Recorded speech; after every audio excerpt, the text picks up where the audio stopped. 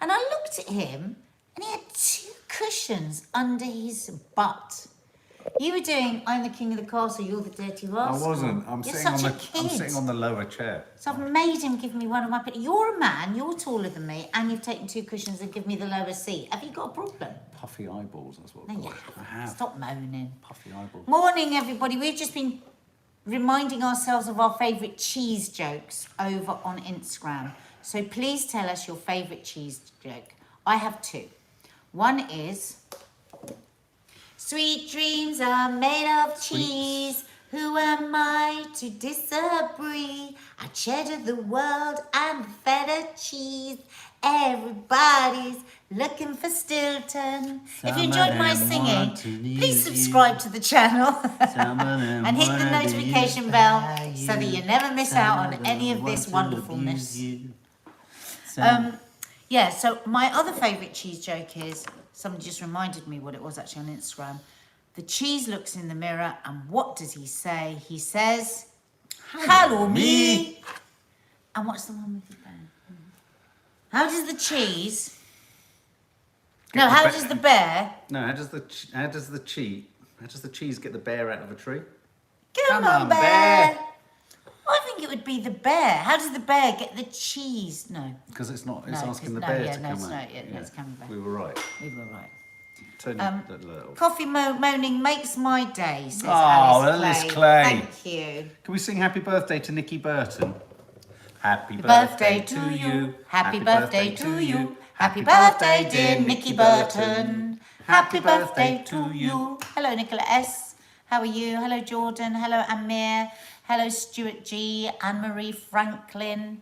How you all doing? Fiona Reid. George Sard. April Hill. George Sard. Rena Hurlick. Donna Ward. Susan Wilson. Ruth Blanford. Nicola S. Emily Palmer. George Sard. I did hear the story of the Al Jazeera journalist Shireen Abu Akleh, I believe that's how you pronounce it. It works What's for Al this? Jazeera. Shot by an Israeli sniper. Oh, God. Even though she had a flat jacket on With saying press. press. And she's one of the most well-known and highly regarded Jerusalem-based journalists. It's terrible. And that hasn't made the news? It made I Radio haven't 4. seen it. Well, I haven't seen it on the news. Why hasn't that Yeah. made the news? Because Interesting. Yeah, because I don't know. So good morning. Yeah, so tragic. I absolutely we acknowledge that. Absolutely Terrible, horrific. terrible. Yeah. Oh God, don't get me started on Palestine. Fiona Messer, not been on for ages, lost husband's mum, and then mine within a month, and then one of our dogs, not been on social media for a while. I don't blame you, Fiona sweetie. Messer. My God, I'm so sorry. So sorry. Well, I hope we can distract you in any small fashion right now. Yeah. With jolliness, good news, bad news, news. Someone just said I had to put my glasses on because if you look at our title, it looks like it says dating on the toilet rather than IQs and dating. What is this IQs? Okay, dating? well, this IQs, Good Morning Britain had a guest on, this woman called, what's her name? Candice Kloss, that's her name to conjure with, US model. Crikey, And she looks a bit... She's petrifying. She's a bit bonkers. No, I mean, I'd be thinking about more than my IQ test. I'd just be running in the opposite direction because she looks just larger than life. So yeah, Good Morning Britain viewers, apparently, I don't know how they can judge this, I presume on social media, completely disagreed with a guest, Candice, who said that she has an unusual requirement when going on dates, which is, unless men score over 120 or above in an IQ test, she won't even consider them. Even if she's attracted to them, she won't consider them. What do you think, guys? Could you judge someone that it sounds severely? batshit crazy to me. Does it? Yeah, but it also sounds a little bit sad. I feel a bit sorry for her because she's obviously not able to pick up on cues. So within minutes... What do you mean, standing in a queue? No, within minutes you can tell whether somebody's smart enough to keep your interest or not. Well, maybe you can't. Maybe they're on a charm offensive. Maybe you just, She said, I try to make it fun. Like, one of my guy friends makes his dates take a personality test, which is kind of fun. Like, are you an introvert or an extrovert? I do an IQ test. Okay, so where does that come from? Has she been bitten badly by dunces or something. Dunce, that's not a word we've heard for a long time. Yeah. I want to make sure that it's worth it to go on a second date with them. There are a lot of men that are attractive, but if they aren't intelligent, it takes away from good looks. How can you enjoy time with someone if you can't connect? I kind of agree with her. No, I do, but I just think Do you agree, we Di? just over-test. We're looking for guarantees that you can't have, unfortunately. Going into a relationship is a really risky thing. So you might dismiss somebody that comes 2 marks under your requirements, and you might miss a really good-hearted person that could... Anyway, lots of people aren't good in tests. Very true. I mean, is the IQ test... I bet I'd get a massively... I mean, I'm not super clever, but I mean, you're smart enough to get through life. Incredibly But clever, what would be my bloody IQ? Yeah, I mean, how do we know if the IQ might IQ be test terrible. is rigorous? I or mean, now we vigorous? know that calories are a load of old rubbish. Yeah. I mean, how do you quantify intellect? what Intelligence is is the applicable test? to different scenarios. What is the test like of IQ? I If mean, there it's- are loads of things that I am totally terrible at. For instance, if you said to me, little Johnny goes down the road, he's got 30 sweets in his bag, on his way, he passes 7 of his friends, 3 of which he gives 4 sweets to, the other 4 he gives X amount of sweets to, I'm going to cry.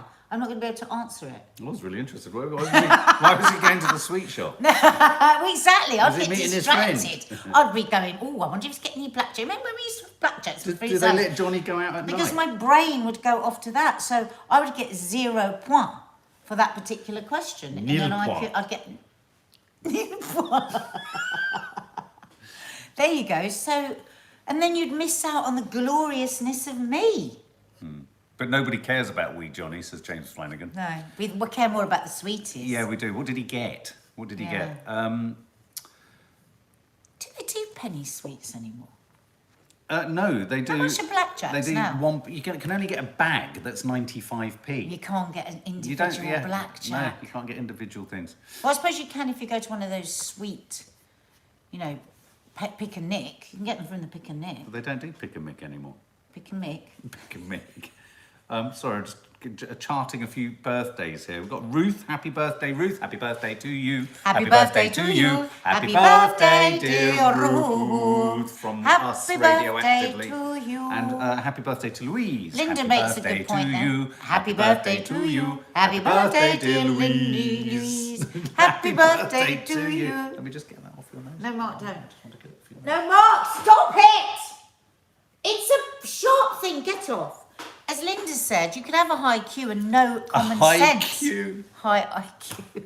High Q. I like that. A high High IQ IQ is and a high have Q. no common sense. I mean, I know some very, very clever people that you wouldn't want to live with. Why did you say that? Like Because Marge they're a bit Simpson. weird You about said the you just say world. that again. They're a bit weird Say you about... wouldn't want to live with. I can't do it Oh, again no, because I no. can't remember what I did. You sound Because like I've got Marge such a low Simpson. IQ. Don't ask me... Oh my God, I'm so worried about myself. Jen Legs, not half as much as everyone else's. Jen Legs, I class myself intelligent, but IQ tests are puzzle solving. I'm hopeless at them. When I've looked at IQ tests, it's all about patterns. It's all about Well, then I'm fucked because I can't systems. see a pattern. It's all about, but that you don't apply that to incredibly emotionally complex scenarios where you have to, sometimes, when you have to read a room in a complicated emotional sort of setup where someone isn't talking to someone, where there needs to be some connection driven between I'm someone brilliant at else. that. I know, but that's one of the most complicated. I've got an IQ of 200. Does it go up to 200? I think, I don't know. I can read a room. Bobby Ward, some clever people can be boring. Yeah, so I feel sad for her because she's obviously had some bad experiences, and we want to believe that there could be a formula to getting it right, but there isn't. And, I was talking to Maddie the other day about the show that Mark and I met on, Perfect Partner, and 20 episodes. Every person that was brought to those people, and we'd been given a list, hadn't we, of exactly what they wanted. Brought them people that had all the lists. Every tick box was ticked. And nobody fancied anybody. Nobody wanted anybody. Nobody liked anybody. No. Neither from It's their friends or their family. non-quantifiable. It's just so tricky. Let me turn this off. People literally don't want who their parents, family or friends recommend. Just to give you the scale here, an IQ of 120 to 140 is considered very superior intelligence. Whereas anything over 140 is considered a genius. This woman herself has an IQ of 136 and is in the top 2% of the population. She says you don't have to be a math whiz, but you should be able to hold a conversation and be exceptionally smart in at least one subject. Now, I do remember one of the most I challenging... see why you have to be exceptionally smart in at least one subject. What, for life? Or for an IQ test? No, to date her. Oh.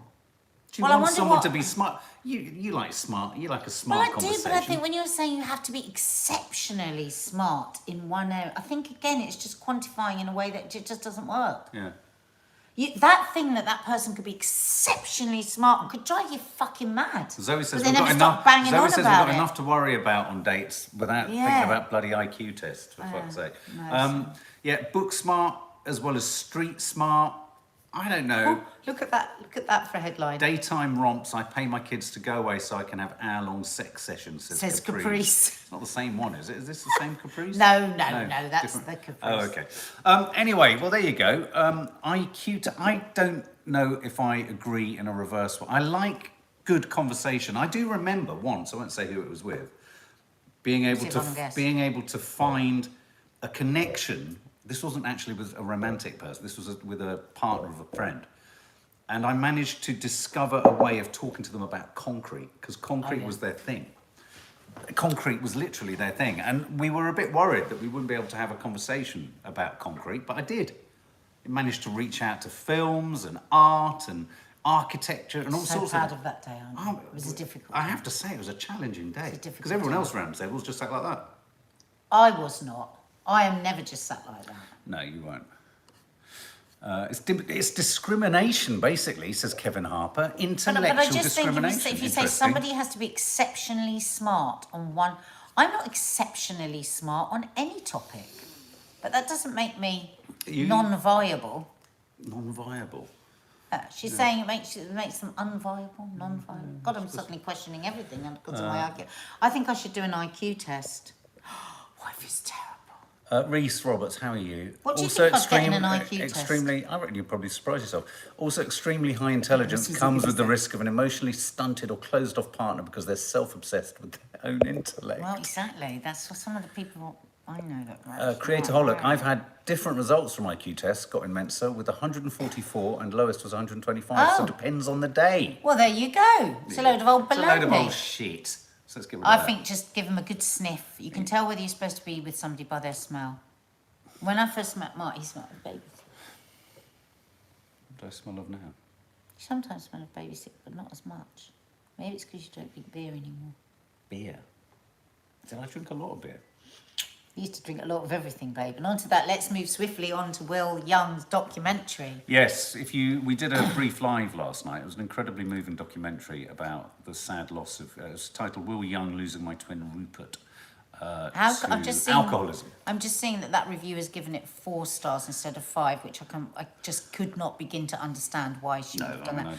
But I mean, we did do a short... review a show like that in that respect. Yeah, we did a short chat afterwards, basically because we were all so upset by the end of the programme, because we felt it was just so beautiful and so sad. A beautiful disaster was the situation again, and I think it's like I said to Mark, I've never really understood this triggering word. I think we've become too sensitive to so much, but my God, I felt triggered yesterday watching that. But it was actually quite good, because I do have a lot of sadness in me about things that I do just push on. And one of the lovely lines that he said was, I've learnt to not push it away, to have my memories and to have my sadness. And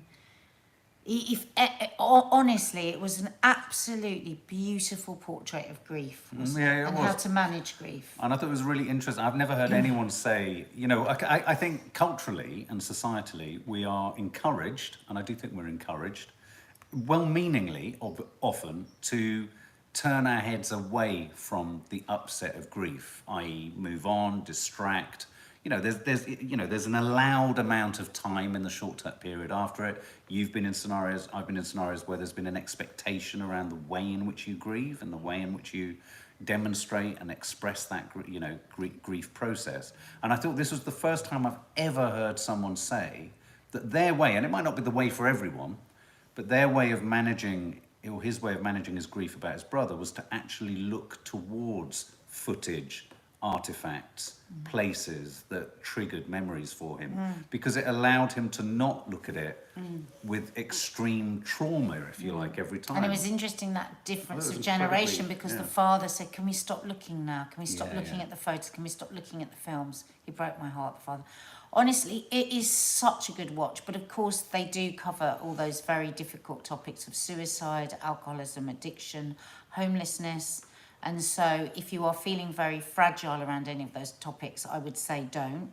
But we just felt, it was Reese yesterday, wasn't it? Said it was an absolute privilege to watch something so understated and so meaningful. And you were right, Reese, that was exactly right. Namaste has just said, could she have a virtual hug? She's really, really suffering. She's in agony. sweetheart. She has fibromyalgia. Oh, we were going to talk about pain. Bless you, Yeah, big hug. Oh, sweetheart. Oh, you poor Namaste. thing. It's so Everyone, hard. yeah. So hard. Well, we're going to talk about the lack of provision for people with chronic pain in a second. I just wanted to make a final comment about the documentary. I've always said that, his brother ended up obviously committing suicide, presumably, didn't he?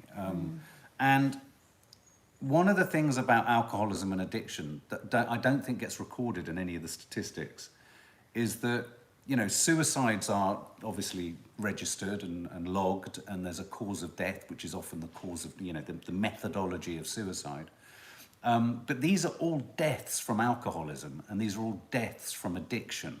And they get classed as something else, i.e. suicide. And I've always said that I think really alcoholism and addiction, and I'm not talking necessarily about problem drinkers that are teetering on the edge of becoming problem drinkers, but I do think baked into alcoholism and addiction is a sort of slow motion form of suicide.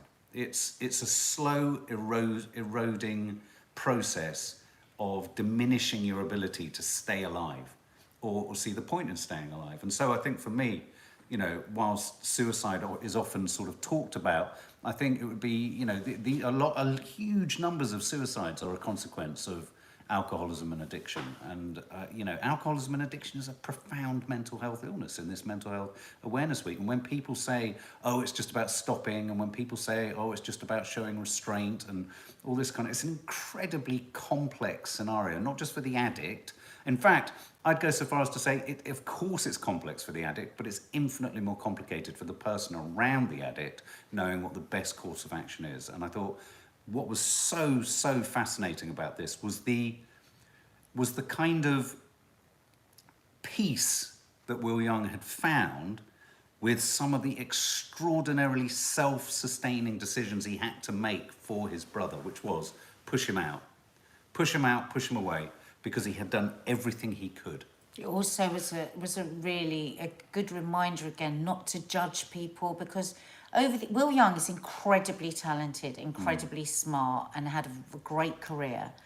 And there have been so many stories over the years trying to knock him and trying to, say he's an egomaniac and all of this sort of stuff, which I just don't believe any of which is true, having watched him last night. Never really did, actually. No. But now when you know his story, like his last night on Pop Idol, his brother was standing in the wings with his blood wrists dripping from his slashed wrists. Yeah, and he had to go out and sing. They actually showed the song, didn't he, as he went out. And so all through his life, up until last year, he has been dealing with a very, very, very unwell twin brother who he adored. And, I mean, that opening, scene where he described how his brother had been living on that sofa and he would clean up his piss and he would feed him, give him beer because there was nothing else for him to do. Just absolutely heartbreaking. So it was another moment, to remember those people that are, supporting, holding up, rescuing, whatever you call it, people that they love with addiction, which is, I really believe, a mental health condition. It is not an indulgence. And it was another lesson, Very meaningful another lesson in how, the person or the addict has to, you can't make someone do something they don't want to, or don't feel they can, or don't feel He was deserving just of too doing. damaged. You know, He was too broken. His and brother some just people, couldn't. and that's why the statistics are so stark about people who go into treatment and rehab, and those who actually manage to come out and survive. I mean, it's bloody tough. Ava, my mother died in my arms. She was an alcoholic. I was just 15. She's been an alcoholic my whole life. Shaped my life in both a negative and positive way. Sad to say, it was a relief when she died. Oh, Ava. I don't know whether you watched the documentary yesterday, Girl. but it was very moving. If you need a good cry about what you've been through, I would really recommend it because it brings up all those feelings. There's a particular girl at the end, isn't there? Oh my God, she got to me so much. And I actually said to Mark, my God, you know, with 18 years sobriety This in your October. pocket this October, I said to Mark, my God, just look, that beautiful girl, beautiful soul, she was beautiful looking as well, but I meant her beautiful soul, talking about the impact of her father's alcoholism on her. And I said to Mark, you can just rest easy that you haven't put your kids through that now. Yeah, absolutely. If you're struggling today with alcohol, if you are struggling, you know, AA has got so many people sober. It really has, and it doesn't cost a penny. You can put 50p in the cup if you want to. You don't have to put anything in the cup. You don't have to put anything in the cup, and they are every day And there are globally. still Zoom meetings as well. You can still join. And there are virtually. Zoom meetings. If you're struggling, take the step for you and for those people that you love, because the riches are vast. I mean, when you saw Will talking about the 3 years that his brother was sober. Oh no, the light. And like he said, he felt he could just let go. He just felt he didn't have to be thinking about it every minute of the day. James Flanagan, a person I was getting to know in my year one at college, sadly took his own life. He struggled with alcohol but hid it. It's taught me a lot not to question anyone if they choose not to drink. And the stigma, you know, we live in a terrible culture where there's that, and I was part of this whole culture, the male, female, you can't handle your drink, you can't tolerate your drink. I used to be the absolute worst for, what do you mean you're not can't- having a yeah, drink? yeah, Oh, come absolutely. on, don't Yeah. be silly. I never, ever in my life will ever do that again. Well, for years I haven't done that. But I do have to remind myself all the time, because you've got no idea what struggles might be going on. And also, it is a poison. It is a poison. Why would you say to somebody, take a poison, what's wrong with you? Because people don't think it's a poison. Yeah. So societally, it's not a poison. Societally, it's an absolutely necessary way of numbing ourselves in a very sort of fun It's way. medication. It's It's a way of medicating the world. Yeah, yeah.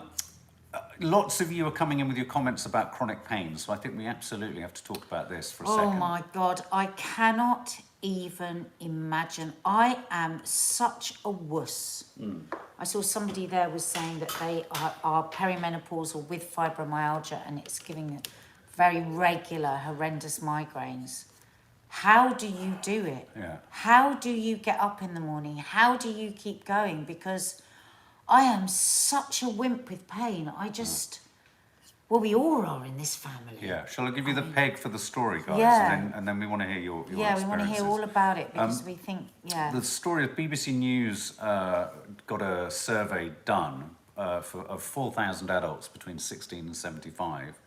And the results of the survey suggest that a quarter of people in the UK, a quarter of the people in the UK are living with chronic pain, an Quarter of often the people? hidden and misunderstood condition. They say Can I just ask one thing? What does that mean, misunderstood condition? chronic pain, defined as pain that lasts longer than 3 months, can drastically change people's lives. It can be caused by physical problems such as a slip disc, but can also occur with no clear cause, known as primary pain. Which is just awful, because I think then you must get all the people saying, oh, well, what's wrong with you? It's in your mind, you're making it up. That must be, imagine suffering chronic pain and being told that. Quarter of people in the quarter UK. And what are we, 63 million? 60... I mean, I suppose if you think about the range of that, I mean, fibromyalgia obviously is something Somebody's saying, that, please, can you do a poll on here for chronic pain? yeah, what that'd can be the question be? interesting. Look, How many of you, do you yeah. suffer from chronic pain? Do you, Endure chronic pain. Endure is the word, isn't it? I mean, I remember, I mean, I don't know if you're here, Mum, but I know my mum's girlfriend and friend Liz struggled with sort of Knees. unidentifiable pain. Yeah, I mean, What or about my pain. dad before he had his back operation? Yeah, yeah.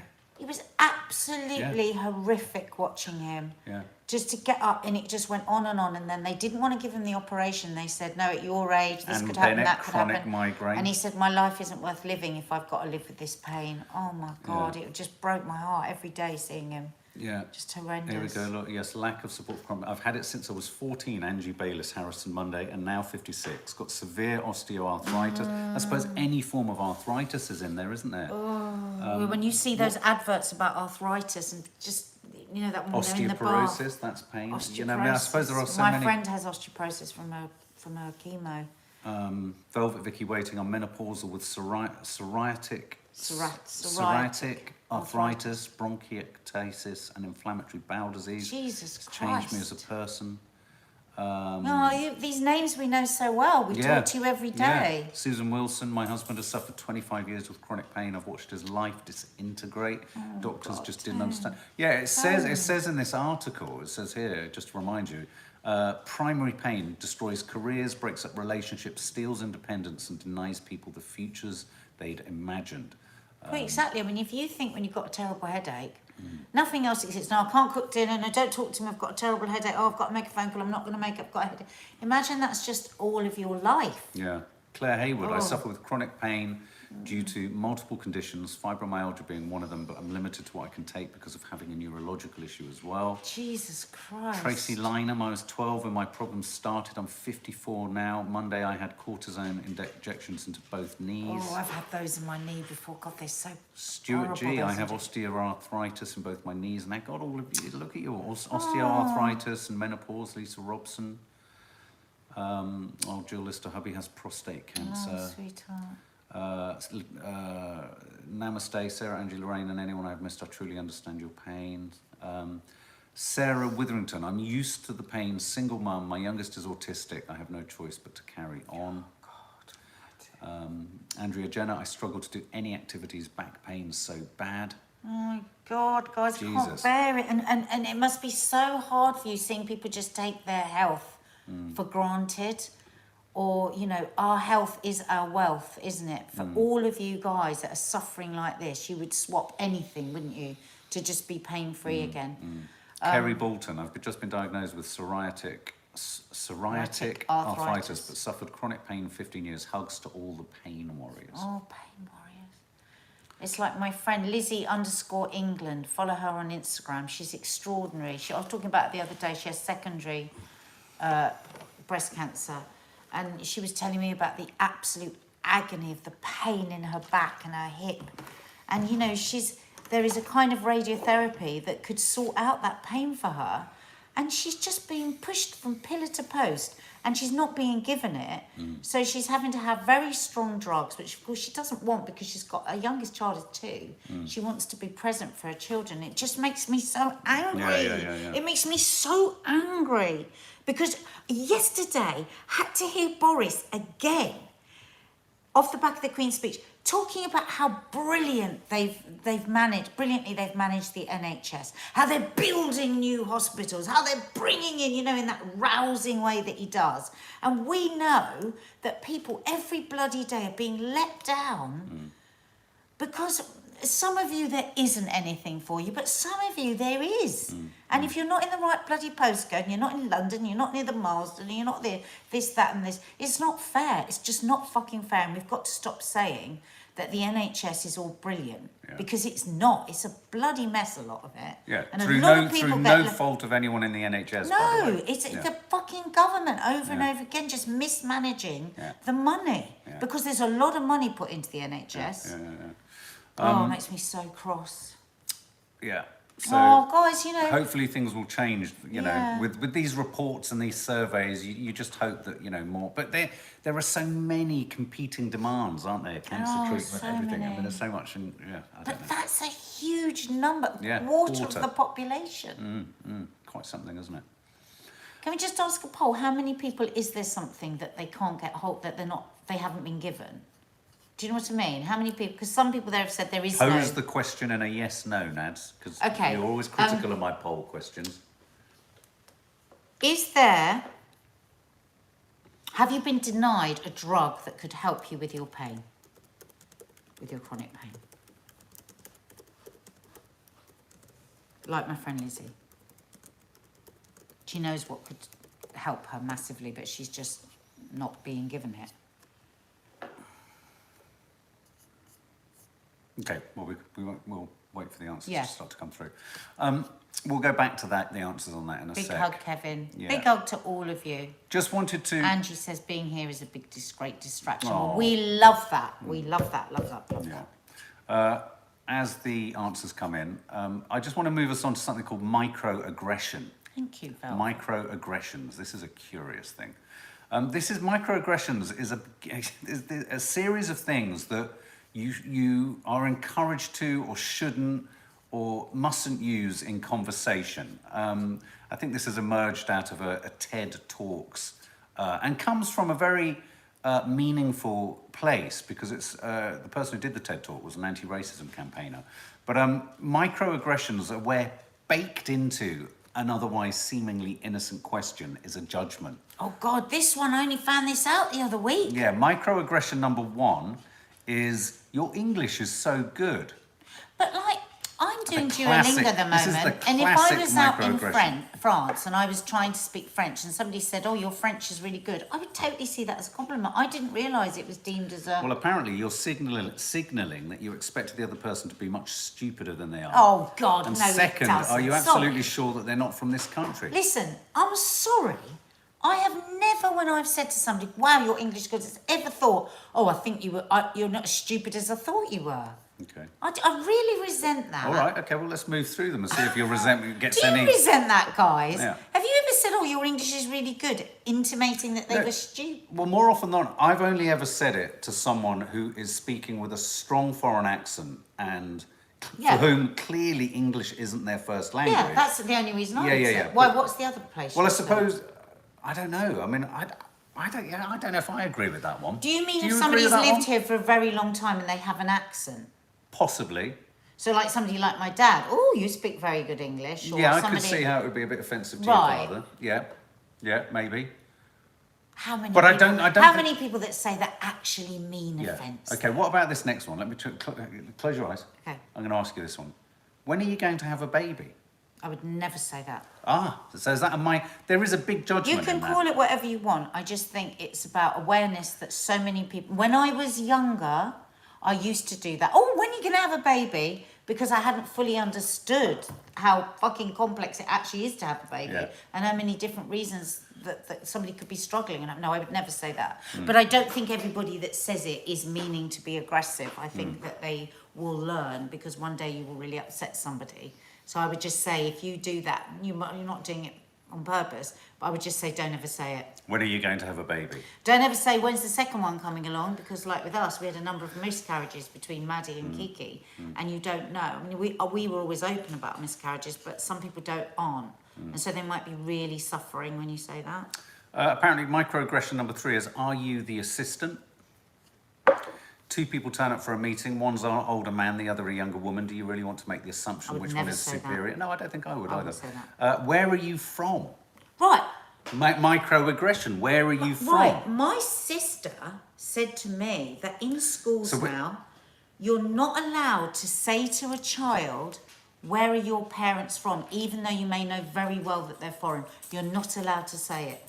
But where are you really from? There's the follow-up. Well, I wouldn't say, where are you really from? I would say, what's your heritage? What do you think of that one, guys? Here's another one, which I have to confess, I mean, a lot of men if use somebody, this. I'm clearly not just English. Right. If somebody said to me, where are your parents from? I would Yeah. I'd be like, oh, I'm going to share where my parents from. Oh, my dad's actually Middle Eastern because I'm Yeah. really proud of my Yeah, dad being I don't Middle see- I Eastern. don't see- But maybe there's a bit of privilege for me saying that. I always get Maybe. frustrated when there's a fine line. There's a difference between celebrating cultural difference and being just defined by cultural difference. I mean, or- maybe or- I've got a bit of white privilege in my mixed ethnicity with that. Maybe if you are, if you are mixed, if you're darker and somebody's always asking that, I'm dark, but I'm not darker, then maybe I am having a bit of white privilege when I say, oh, I love it, because it's a chance for me to talk about my dad's culture, but actually for somebody else, they might go, I know exactly what you're doing. Yeah. Here's a good one. This is gender-based. Hormones playing up. Time of the month. Outrageous. That is what that is You're one. gonna get slapped. Microaggression number 6 is I don't see colour. Microaggression number 7 is I have lots of black friends. Yeah, that's... And microaggression 8, your hair looks like a sponge. Can I touch? That's just plain racist. Oh my God. That's plain racist. So there you go. Your hair looks like a sponge. Can I touch it? Do you know what though? When I was a child, I used to say that all the time. Did you? Yeah, we used to say, oh, can we feel your hair all the time? I was in a very multicultural school. Lior, you're right. Everyone has hormones. Yeah. So I think when you get into those sort of race-based ones and the gender-based one, I totally agree. They are children microaggressions. do that sort of thing, and it is about telling your children. Yeah. Because your child will totally innocently go, oh, can I feel your hair? I also know that if a young... But when you're still doing that in your 40s and 50s, it's like, come on. Yeah. For a lot of young adults as well, a microaggression when you're at university or college is, what are you doing next? Or what are your plans? That's kind of like, you know, some of them haven't thought about them yet. And that I can don't be think very... that is a microaggression. No, but I know that a lot of young people hate that question Yeah. because it's they don't want to predetermine everything they're doing. Anyway, guys, final thought. Lovely. It's been lovely, but a Canadian MP regrets calling into a debate whilst on a toilet. He went in on a Zoom meeting, a Zoom call with other MPs and other politicians, and he was on the loo. Love it. And I wanted to talk about And what else do you do on the loo? But there we go. Check out Michael Gove's interview today on the BBC. Yes. Google it, it's so funny. Yeah. And can we have a group hug for Group all hug. those in chronic pain today? And anyone struggling you. with alcohol or anyone with alcoholism. Love you.